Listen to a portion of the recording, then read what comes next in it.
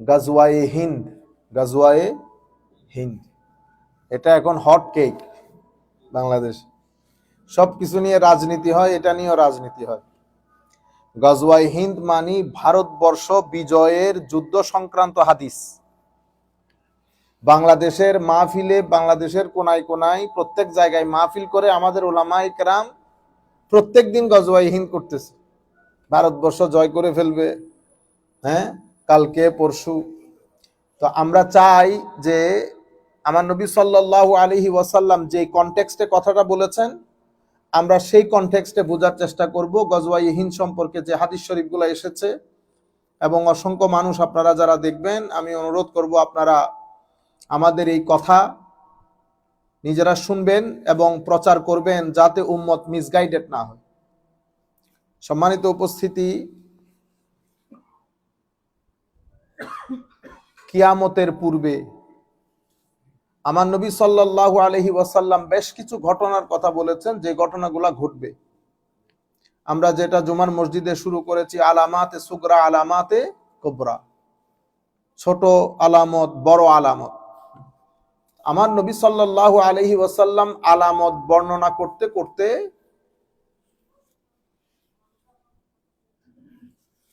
ভারতবর্ষ বিজয়ের কথাও বলেছেন। তবে এটা আজকেও না, এটা কালকেও না, এটা সময় যখন আসবে তখন হবে। তখন পৃথিবীর পট পরিবর্তন আমাদেরকে জানান দিয়ে দেবে যে এই গজওয়ায়ে হিন্দ হওয়ার পথে, এবং এই ঘটনাগুলা ঘটবে পূর্বে কিয়ামত, একেবারে কিয়ামতের আগে আগে, যখন হযরত ইমাম মাহদী আলাইহিস সালাম তশরিফ আনবেন, হযরতে ঈসা আলাইহিস সালাম তশরিফ আনবেন। বিশেষ করে হযরত ইমাম মাহদী আলাইহিস সালামের নেতৃত্বে, সেটা আগামী এক হাদিসে পাকের মধ্যে আমি বিস্তারিত আলাপ করেছি। আমি চাচ্ছি না এই জিনিসগুলো আবার রিপিট করি। আমরা ইমাম মাহদী আলাইহিস সালামের আগমন এই বিষয় সম্পর্কে বিস্তারিত আলাপ করেছি 2 পর্বে আপনাদের সিলেটেই।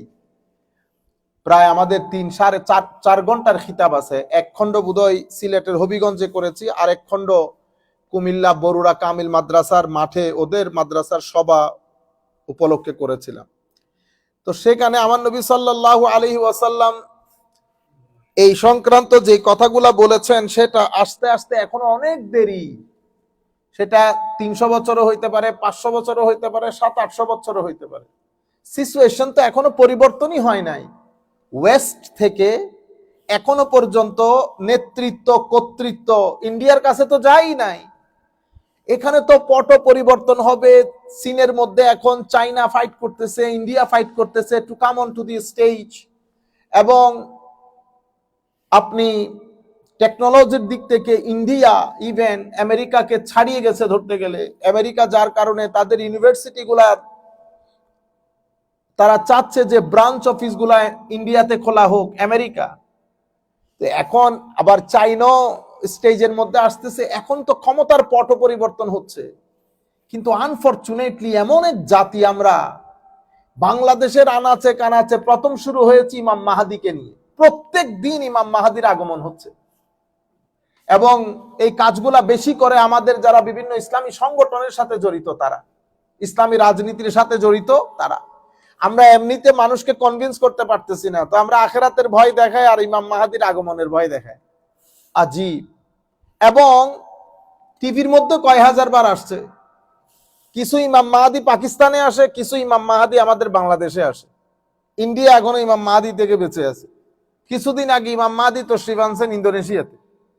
মানে ইমাম মাহাদির ছড়াছড়ি, ইমাম মাহাদির ছড়াছড়ি। আমরা হাদিস শরীফগুলো আগে পড়ি। এই হাদিস অসংখ্য কিতাবের মধ্যে এসছে। ইমাম আহমদ ইবনে হাম্বল মুসনাদের মধ্যে বর্ণনা করেছেন, ইমাম নাসাই, ইমাম হাকিম, বিশেষ করে ইমাম নাসাই শরীফের মধ্যে বলছেন, আন আবি হুরাইরা রাদিয়াল্লাহু তাআলা আনহু, হযরত আবু হুরাইরা থেকে বর্ণিত, ক্বালা ওয়া আদানা রাসূলুল্লাহ সাল্লাল্লাহু আলাইহি ওয়াসাল্লামা গাজওয়াতাল হিন্দ, ওয়া আদানা রাসূলুল্লাহ সাল্লাল্লাহু আলাইহি ওয়াসাল্লামা গাজওয়াতাল হিন্দ, ফাইন আদরাকতুহা উনফিকু ফিহা নাফসি ওয়া মালি, ওয়া ইন কুতিলতু কুনতু আফদালাশ শুহাদা, ওয়া ইর রাজাতু ফাআনা আবু হুরাইরা আল মুহাররার। হযরতে আবু হুরায়রা রাদিয়াল্লাহু তাআলা আনহু ইরশাদ করছেন যে রাসূল করিম সাল্লাল্লাহু আলাইহি ওয়াসাল্লাম আমার সাথে প্রমিস করেছেন, ওয়াদা করেছেন, he promised that we would invade India, আমরা ইন্ডিয়াকে কি করব, আক্রমণ করব। ওয়া আদানা রাসূলুল্লাহ সাল্লাল্লাহু আলাইহি ওয়াসাল্লাম গাজওয়াতাল হিন্দ, আমরা ভারতবর্ষে যুদ্ধ পরিচালনা করব, আমার নবী আমাদেরকে ওয়াদা দিয়েছেন এবং বলেছেন। আমার হযরত আবু হুরায়রা বলছেন, আমি যদি সেই যুদ্ধ পর্যন্ত বেঁচে থাকি, উনফিকু মালি নাফসি ওয়া মালি, আমি সেই যুদ্ধের মধ্যে আমার নফস, আমার ধন সম্পদ সবকিছু লুটিয়ে দেব, সবকিছু খরচ করব। If I live to see that I will sacrifice myself and my wealth.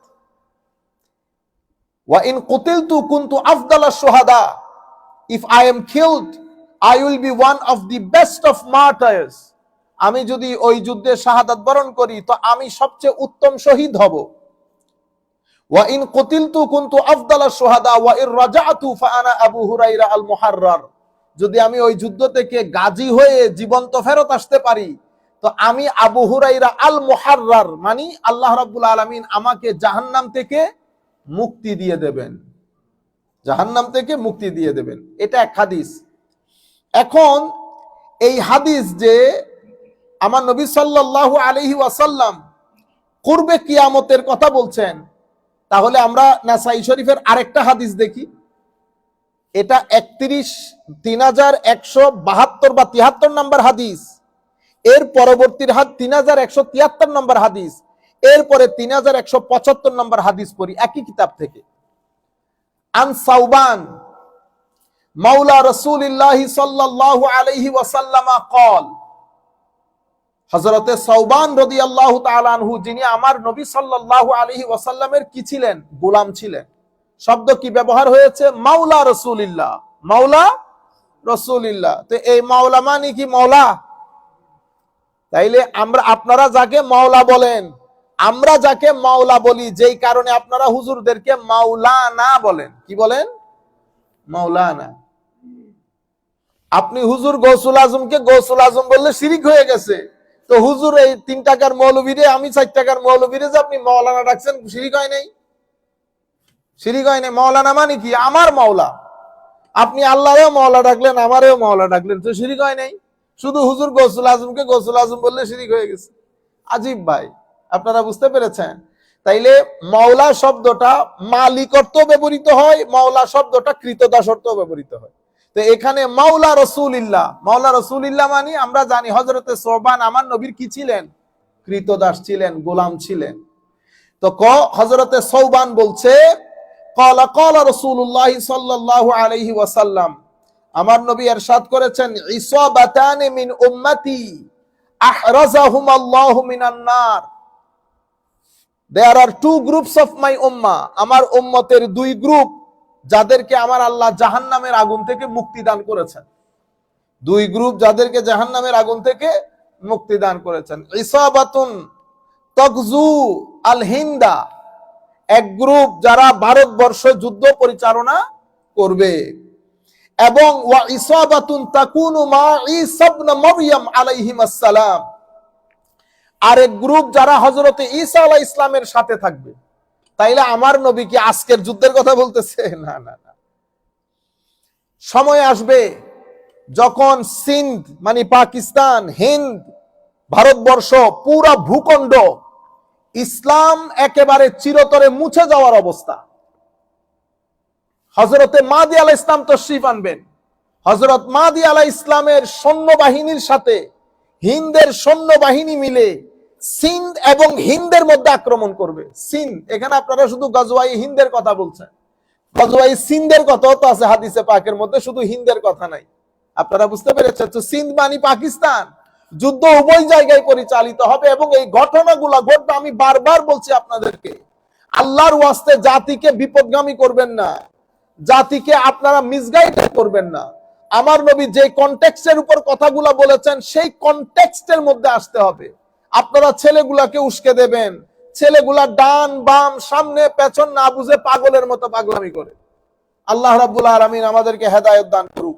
তো আমার নবী বলছেন, ইসাবাতুন তাকজুল হিন্দা ওয়া ইসাবাতুন তাকুনু মা ঈসা ইবনে মারইয়াম আলাইহিস সালাম।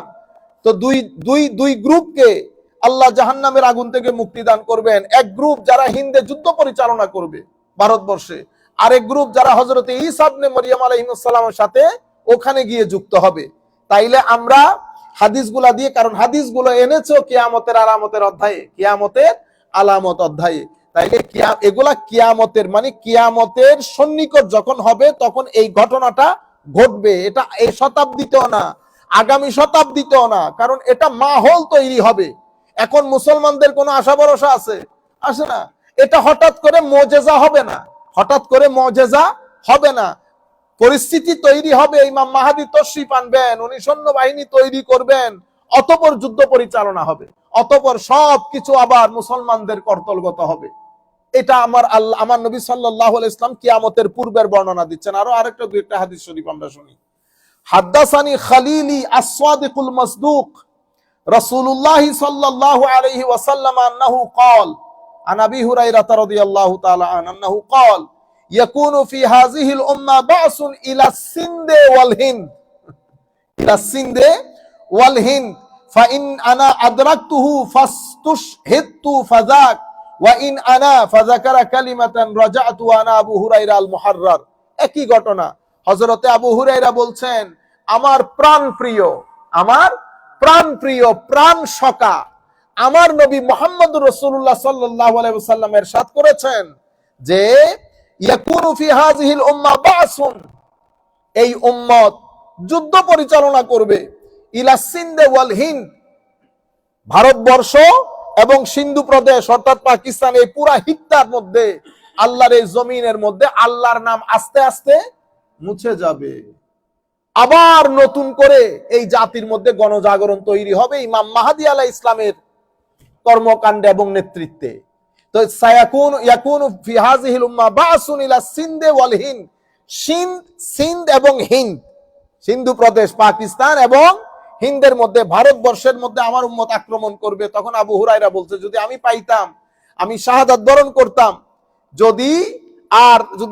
আমি যদি ফেরত আসতাম, তাহলে আনা আবু হুরায়রা আল মুহাররার, আল্লাহ আমাকে জাহান্নামের আগুন থেকে মুক্তি দান করতেন। তাহলে আমরা এই তিনটা হাদিস আপাতত করেছে, তিন হাদিসের মধ্যে আমরা কনক্লুশনে যদি যাই, তো এখানে আমার নবী সাল্লাল্লাহু আলাইহি ওয়াসাল্লাম কিয়ামতের পূর্বক্ষণের বর্ণনা, কিয়ামতের পূর্বক্ষণের বর্ণনা দিচ্ছেন। সেটা আমাদের ইমাম মাহদী আলাইহিস ইসলামের আগমন, আমার নবীর সমস্ত হাদিসগুলো যদি আমরা সামনে রাখি, এটা আগামী 400-500 বছরের আগে নয়, অনেক লম্বা সময়, বুঝতে পেরেছেন। এর পরবর্তীতে আন আবি হুরায়রা রাদিয়াল্লাহু তাআলা আনহু قال قال رسول الله صلى الله عليه وسلم وذكر الهند يغزو الهند منكم جيش يفتح الله عليهم حتى يأتوا بملوكهم مغللين بالسلاسل يغفر الله ذنوبهم। সুবহানাল্লাহ। হযরত আবু হুরায়রা ইরশাদ করছেন, আমার নবী বলেছেন, হিন্দের কথা, ভারতবর্ষের কথা উচ্চারণ করে, স্মরণ করে ভারতবর্ষের আলোচনাতে আমার নবী ইরশাদ করেছেন, ইয়াকজুল হিন্দা মিনকুম জাইশুন, তোমাদের মধ্যে, তোমাদের ভাইদের মধ্যে একটা দল সৈন্যবাহিনী ভারতবর্ষ আক্রমণ করবে, যাদের হাতে আল্লাহ ভারতবর্ষকে কি দান করবেন? ভিক্টরি দান করবেন। যাদের হাতে আল্লাহ ভারতবর্ষকে বিজয় দান করবেন। হাত্তা ইয়াতু বিমুলুকিহিম, এবং এমনকি শেষ পর্যন্ত, until they bring their kings in chain, শেষ পর্যন্ত যুদ্ধে শুধু বিজয় হবে না, তাদের রাজা মহারাজাকে শিকল বন্দী করে কার কাছে নিয়ে যাবে?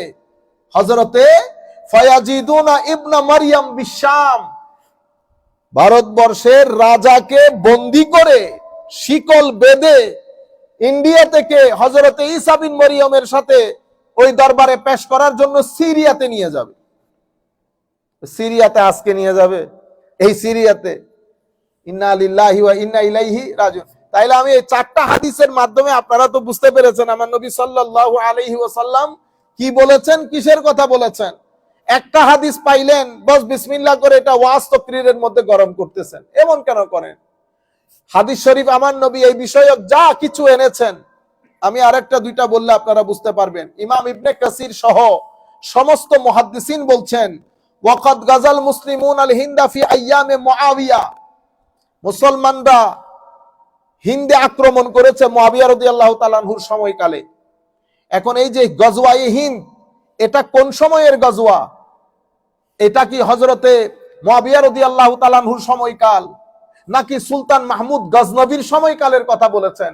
সমস্ত মুহাদ্দিসিন বলেছেন না, এটা সুলতান মাহমুদ গজনবীর সময়কালের ওই গজওয়াও না, হযরতে মুআবিয়া রাদিয়াল্লাহু তাআলা আনহুর সময়কালের গজওয়াও না, বরং এই গজওয়া, এই যুদ্ধ সংগঠিত হবে একেবারে কিয়ামতের আগে আগে করে, কিয়ামতের আগে আগে করে। ইমাম ইবনে কাসির ওনার আল বিদায়া ওয়ান নিহায়ার মধ্যে এবং অন্যান্য মুহাদ্দিসিনে কেরামও প্রায় একই কথাই বলেছেন। কারণ তখন পৃথিবীতে একটা বিশ্বযুদ্ধ লাগবে, সেই বিশ্বযুদ্ধে মুসলমানদের পক্ষ থেকে নেতৃত্ব দিবেন ইমাম মাহদী আলাইহিস সালাতু ওয়াস সালাম। এবং যুদ্ধের মধ্যে পানির জাহাজ যেগুলোর কথা বলা হয়েছে সেগুলাতে একটা মুসলিম দেশের মধ্যেও নাই। আমার নবী কোনো কথা রেখে যান নাই। এই জন্য বলে লাইলুহা কানাহারিহা, আমার নবীর দিনের মধ্যে রাতের কোনো অন্ধকার নাই, সবকিছু একেবারে ফকফকা আলো, ফকফকা আলো। আমার নবী কোনো অন্ধকার রেখে যান নাই। তাহলে মুসলমানরা ওই যুদ্ধ জাহাজ আবিষ্কার করে বানাইতে ফাইন্যান্সিয়াল এবিলিটি আরো শত শত বছর দরকার। তাহলে বিশ্বযুদ্ধ লাগবে। আপনি হাদিসের ভাষা দেখেন, আন মুআজ ইবনে জাবাল রাদিয়াল্লাহু আনহু আনিন নবী সাল্লাল্লাহু আলাইহি ওয়াসাল্লাম قال আল মালহামাতুল উজমা ওয়া ফাতহুল কুসতানতিনিয়া ওয়া খুরুজুদ দাজ্জাল ফি 7 আশহুর। বিশ্বযুদ্ধ আল মালহামাতুল উজমা, দ্য গ্রেট মালহামা, যেটাকে আমরা ওয়ার্ল্ড ওয়ার বলি। তো এটা পৃথিবী একটা বিশ্বযুদ্ধের মধ্যে নিপতিত হবে। একদিকে কুফর পুরা দুনিয়া, আরেকদিকে মুসলমান ইমাম মাহদী আলাইহিস ইসলামের নেতৃত্বে। ইমাম মাহদী আলাইহিস ইসলামের নেতৃত্বে যখন এই যুদ্ধ লাগবে, সিন্ধের সৈন্যবাহিনী এবং প্রত্যন্ত অঞ্চলে যারা এখন থেকে অনেক উলামায়ে কেরাম এই ধরনের কথা বলেছেন, যারা বিভিন্ন বড় বড় সংগঠন পরিচালনা করে ইখলাসের সাথে, generation to generation, generation to generation, শেষ বিকালে যেই 2, 4, 5 জন বেঁচে থাকবে দিন নিয়ে, সত্যিকার দিন নিয়ে, তারা ইমাম মাহদী আলাইহিস ইসলামের সাথে ওই যুদ্ধে কি হবে? যুক্ত হবে। তাহলে এটা বিশ্বযুদ্ধ হবে, মালহামাতুল উজমা, বিশ্বযুদ্ধ হবে। সেই যুদ্ধের মধ্যে আমার নবী সাল্লাল্লাহু আলাইহি ওয়াসাল্লাম ইরশাদ করছেন, কুস্তুনতুনিয়া ফাতা হবে, মানে কনস্টান্টিনোপল বিজয় হবে। এর পরবর্তীতে দাজ্জাল বের হবে। তাইলে বিশ্বযুদ্ধ, কনস্টান্টিনোপলের বিজয় এবং দাজ্জালের বাহির হওয়া, এই তিনটা ঘটনা ঘটবে আমার নবী বলেছেন 7 মাসে। কয় মাসে? 3 ঘটনা 7 মাসে ঘটবে। আর আপনি এখন গজওয়াইহীন করে ফেলতেছেন, কই দাজ্জাল, কই কি? হ্যাঁ, আচ্ছা। এরপরে আমার নবী সাল্লাল্লাহু আলাইহি ওয়াসাল্লাম আরো তখন পরিস্থিতি কোথায় গিয়ে দাঁড়াবে আপনি আপনার অবস্থান খেয়াল করেন। এখন আন ইবনে উমর রাদিয়াল্লাহু তাআলা আনহু আন্না রাসূলুল্লাহ সাল্লাল্লাহু আলাইহি ওয়াসাল্লাম قال তুকাতিলুকুমুল ইয়াহুদ ফাতুসাল্লাতুন আলাইহিম হাত্তা ইয়াকুলাল হাজারু ইয়া মুসলিমু হাযা ইয়াহুদিয়্যুন ওয়ারাই ফাকতুলহু। সুবহানাল্লাহ। মুসলমানরা যখন ওই অবস্থানে চলে যাবে, পৃথিবীতে মুসলমানদের আবার প্রভুত্ব প্রতিষ্ঠিত হবে। বিশ্বযুদ্ধের মধ্যে ইহুদিরা মুসলমানদের বিরোধিতা করবে, সেখানে সেই সময় মুসলমানদের নেতৃত্বে, কর্তৃত্বে ইহুদিদের ঠাঁই হবে না, পাথরের পিছনে গিয়ে আশ্রয় গ্রহণ করবে। আমার নবী হাদিসে পাকের মধ্যে বলছেন, ফাতুসাল্লাতুনা আলাইহিম, you will gain such control over them. তোমাদের কি নসিব হবে? প্রভুত্ব নসিব হবে, এমন কন্ট্রোল হবে, তারা যদি পাথরের পেছনে লুকিয়ে থাকে, পাথর বলবে ইয়া মুসলিম, হে মুসলমান আসো, ইহুদি আমার পিছনে আছে, ফাকতুলহু, তাকে হত্যা করো। আপনারা বুঝতে পেরেছেন? তো এগুলা কি আজকের কথা বলতেছে আমার নবী? কতদিন লাগে, কত বছর লাগে? অনেক দিন। কিন্তু আমরা আনফরচুনেটলি গত পরশু শুনেছি আমাদের প্রধান উপদেষ্টা ইউনূস সাহেবের যেই বলে সিলেকশন, এটা নবীদের মতো করে হয়েছে। এই সমস্ত বেগাইরত কতগুলা, মানে এগুলা লজ্জা শরমও লাগে না। একটা ব্যক্তি প্রতিবাদও করে না, লাখো মানুষ বসে শুনে গিলে, মানে এরা আমি বললাম বিনোদনের মতো। ইন্না লিল্লাহি ওয়া ইন্না ইলাইহি রাজিউন। আমি এইবার আমাদের ডক্টর এনায়েতুল্লাহ আব্বাসী সাহেবের আমরা ফুললি এন্ডোর্স করি এবং হুজুরের এই কাজটাকে আমরা অ্যাপ্রিসিয়েট করি। এভাবেই হওয়া উচিত। উনি তওবার জন্য উদাত্ত আহ্বান জানিয়েছেন, কারণ এটা তো কুফরি কথা বলেছেন। আমরা তো আর ওই ফতোয়া দিতে পারবো না, আমরা কোনো মুফতি টুফতি না। কিন্তু আমার খুব ভালো লেগেছে, উনি তওবার জন্য আহ্বান জানিয়েছেন, 3 দিন সময় দিয়েছেন। আপনারা এগুলা কেন বলেন? কিসের নবী? আমার নবী আখেরি নবী।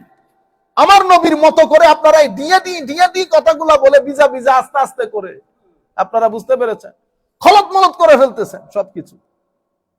আল্লাহ রাব্বুল আলামিন আমাদের হামি ও নাসির হোক। মনে রাখবেন, সমস্ত উগ্রতা, সেটা সেকুলার উগ্রতা হোক অথবা ধর্মীয় উগ্রতা হোক, কোন উগ্রতা কোন জাতির জন্য মঙ্গল বয়ে আনে না। যারা যেখান থেকে বসে শুনছেন, আমি বিনয়ের সাথে অনুরোধ করব আপনাদেরকে, আপনারা আমার মনে হয় উগ্রতাটা বুঝতে পারতেছেন না। উগ্রতা আমাদের সমাজের জন্য সেভাবে ধ্বংসের, যেভাবে শরীরের জন্য ক্যান্সার ধ্বংসের। আপনারা এখন সেটা বুঝতে পারতেছেন না, 3 দিন পরে বুঝতে পারবেন। সুতরাং অনুরোধ করব, কোন উগ্রতা যেন আমাদের রাষ্ট্রে বা পৃথিবীর কোন জায়গায় জায়গা না পায়। আমার নবী সাল্লাল্লাহু আলাইহি ওয়াসাল্লাম এই উগ্রতাটাকে রুখে দেওয়ার জন্য হাদিসে পাকের মধ্যে বলেছে, আমি যদি এই খারেজি সম্প্রদায়কে পেতাম, আমি সামুদ গোত্রের মতো হত্যা করে পৃথিবী থেকে বিনাশ করে দিতাম। কি পরিমাণ আমার নবী হ্যাজার্ড ফিল করেছেন এদের জন্য।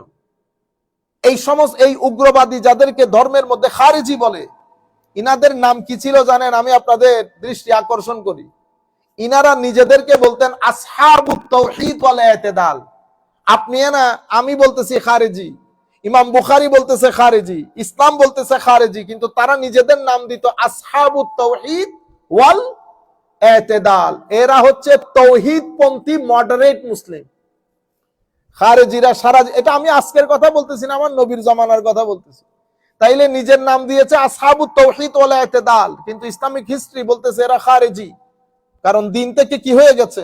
খুরুজ হয়ে গেছে। তিলাওয়াতে কোরআনও ছিল, নামাজ দোয়া ছিল, তাসবিহ তাহলিলও ছিল, সব ছিল, কিন্তু দিন থেকে খুরুজ হয়ে গেছে। সুতরাং রাষ্ট্রের মধ্যে, কোন রাষ্ট্রে, কোন ঘরে, কোন ছেলে মেয়ে আমরা যেন উগ্রতার দিকে চলে না যাই। এক আজীব, রক্তের প্রয়োজন হলে রক্ত দিয়ে দেব, রক্ত দিতে কেউ বলে না। ফজরের নামাজ আইসা জামাতে পড়েন, আগে ফজরের নামাজ জামাতে পড়েন, দেখি পারেন কিনা, দেখি 1 সপ্তাহ মিথ্যা না বলে পারেন কিনা, দেখি ধৈর্য ধারণ করতে পারেন কিনা, দেখি নিজের টাকা পয়সা থেকে পরিবার পরিজন আত্মীয় স্বজনকে সহযোগিতা করতে পারেন কিনা, দেখি মানুষের সাথে সৎ কথা বলতে পারেন কিনা, দেখি আমানত রক্ষা করতে পারেন কিনা। আমানতের খেয়ানত, অভদ্র আচরণ, অহংকার, হিংসা, মানুষকে সহযোগিতা, রক্ত লাগলে রক্ত দেব, হুসাইনি সৈনিকরা রাস্তায় আছে। হুসাইনি সৈনিক? ও আপনি ইমাম হুসাইনকে চিনেন রাদিয়াল্লাহু তাআলা আনহু। এগুলা হচ্ছে আমরা আপনাদেরকে বলে বলে কি করি, একটু উস্কাই দেই, দিয়ে আমি বাসার মধ্যে গিয়ে চিকেন ফ্রাই খাইয়া শুয়ে পড়ি। আপনারা বুঝতে পেরেছেন? যাই হোক, আমি যেটা চাচ্ছিলাম, গজওয়ায়ে হিন্দ সম্পর্কে আমার নবী যে কথাগুলা বলেছেন, সেটার একটা কনটেক্সচুয়াল পিকচার সহ আপনাদেরকে 4-5টা হাদিস ঘুরে ফিরে যেগুলোর মধ্যে গজওয়ায়ে হিন্দের কথা এসেছে, আমি সেই কথাগুলো আপনাদের সম্মুখে তুলে ধরলাম। নাসাই শরীফের মধ্যে, তিরমিজি শরীফের মধ্যে, ইমাম আহমদ ইবনে হাম্বল উনার মুসনাদের মধ্যে, ইমাম হাকিম মুস্তাদরাকের মধ্যে যেভাবে যেভাবে বলেছেন, আমি আপনাদের সম্মুখে এবং আরো আমাদের জাতির সম্মুখে কথাগুলো তুলে ধরলাম। আশা করব আপনারা এটা মানুষের মধ্যে প্রচার করবেন, মানুষকে সচেতন করবেন, কেউ যেন কাউকে এই সমস্ত কথাবার্তা বলে ধোঁকা দিতে না পারে। এবং সেই কারণে আমি আপনাদেরকে গ্রেট ওয়ার্ল্ড অর্ডার সম্পর্কে এই যে হাদিসটা বলেছে, এটা তিরমিজি শরীফের 2238 নম্বর হাদিস, যে হাদিসের মধ্যে আমার নবী বিশ্বযুদ্ধের কথা বলেছেন, কনস্টান্টিনোপল বিজয়ের কথা বলেছেন, দাজ্জাল বের হবে এই কথা আমার নবী সাল্লাল্লাহু আলাইহি ওয়াসাল্লাম বলেছেন, এবং পরিস্থিতি এমন হবে, শেষ পর্যন্ত আমার নবী বলছেন, ফাআন হুযাইফাতা ইবনু উসাইদ আল গফারি রাদিয়াল্লাহু আনহু আন্নাহু ক্বাল ইত্তালা রাসূলুল্লাহ সাল্লাল্লাহু আলাইহি ওয়াসাল্লাম আলাইনা নাহনু নাতাযাকারু ফাকালা মা তাযকুরুন কুলনা নাযকুরু আস-সাআ ক্বালা ইন্নাহা লান তাকুমা হাত্তা তারাউ ক্বাবলাহা 10 আয়াত। আমার নবী আমাদের কাছে এসেছে, আমরা কিয়ামত সম্পর্কে আলাপ করছিলাম। আমার নবী জিজ্ঞেস করতেছেন, তোমরা কিসের কথাবার্তা বলতেছো? কই ইয়া রাসূলুল্লাহ, আমরা কিয়ামত সম্পর্কে কথা বলতেছি। তখন আমার নবী বলতেছেন, কিয়ামত সংগঠিত হবে না যতক্ষণ পর্যন্ত তোমরা 10টা আলামত না দেখো। কয়টা আলামত? 10টা। এগুলাকে বলা হয় কিয়ামতের আলামাতে কুবরা। এগুলো হওয়ার পরে সাথে সাথে আর মনে করবেন যে কোনো মুহূর্তে পৃথিবী ধ্বংস হয়ে যাবে, তবে ধারাবাহিক ভাবে আসবে। সোমবারে বলে রোববারে চলে যাবে সেরকম না, এগুলো সব একটার পর একটা ঘটবে। কি হবে? আমার নবী বলেছেন সাল্লাল্লাহু আলাইহি ওয়াসাল্লাম, আদ-দুখান, আমি সংক্ষিপ্ত আকারে বলে যাচ্ছি, ধোঁয়া বের হবে। এটার বিস্তারিত ডিটেলসে কথা আছে, কোন জায়গা থেকে ধোঁয়া বের হবে, পুরা পৃথিবী অন্ধকার হয়ে যাবে। এরপরে দাজ্জাল বের হবে। দাব্বা, কিছু বড় বড় প্রাণী বের হবে, এরা কথা বলবে। ওয়া তুলুউশ শামস মিন মাগরিবিহা, সূর্য পশ্চিম দিক থেকে উদয় হবে। ওয়া নুজুল ঈসা বিন মারইয়াম, হযরত ঈসা আলাইহিস সালাম তাশরীফ আনবেন। ওয়া ইয়াজুজ এবং মাজুজ, ইয়াজুজ এবং মাজুজের কি হবে, উদ্ভব হবে। এবং 3টা ভূমিধস হবে। কয়টা ভূমিধস? 3টা ভূমিধস হবে। একটা হচ্ছে খাসফুন বিল মাশরিক ওয়া খাসফুন বিল মাগরিব ওয়া খাসফুন বিজাজিরাতিল আরব, একটা হচ্ছে পৃথিবীর প্রাচ্যে, আরেকটা পাশ্চাত্যে, এবং একটা জাজিরাতুল আরবে। ওয়াখিরু যালিকা নারুন তাতরুদুন নাস ইলা মাহশারিহিম, এবং একটা আগুনের ঝাটকি বের হবে। এই আগুন কোন 1 মাইল 2 মাইল না, মাইলের পরে মাইল, যেটা পুরা পৃথিবীবাসীকে কিয়ামতের ময়দানে নিয়ে যাবে। এই টোটাল ঘটনা, এগুলো আলামাতে কুবরা। এর আগে ঘটবে কোনগুলা? এই যে হযরত ঈসা বিন মারইয়াম আসবে, মাহদির আগমন ঘটবে, তখন এই ঘটনাগুলা ঘটবে, গজওয়াতে হিন্দ, তারপরে গজওয়ায়ে হিন্দ এবং বিশ্বযুদ্ধ। আপনারা বুঝেছেন? ইনশাআল্লাহ আমরা ডিটেইলসে পরে আলাপ করব। আমি যা সংক্ষিপ্ত আকারে আজকে যারা যেখান থেকে বসে দেখছেন, আপনাদের অনুরোধ ক্রমে বিষয়টা আপনাদের সম্মুখে তুলে ধরলাম। আপনারা এগুলা নিয়ে মানুষের সামনে একটু মানুষকে প্রসার করবেন, এবং আল্লাহ রাব্বুল আলামিনের দরবারে দোয়া করি সবার জন্য, আল্লাহ যেন আমাদেরকে ফিতনা থেকে রক্ষা করেন। ওয়া আলাইনা ইল্লাল বালাগুল মুবিন। আসসালামু আলাইকুম ওয়া রাহমাতুল্লাহি তাআলা ওয়া বারাকাতুহু।